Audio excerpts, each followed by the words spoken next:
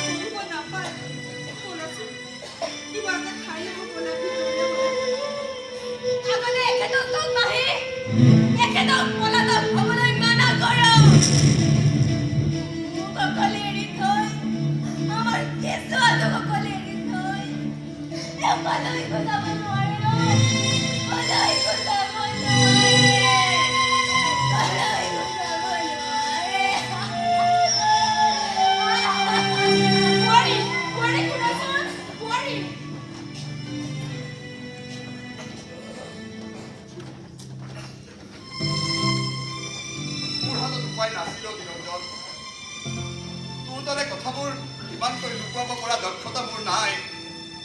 মই বাধ্য হৈ গ'লো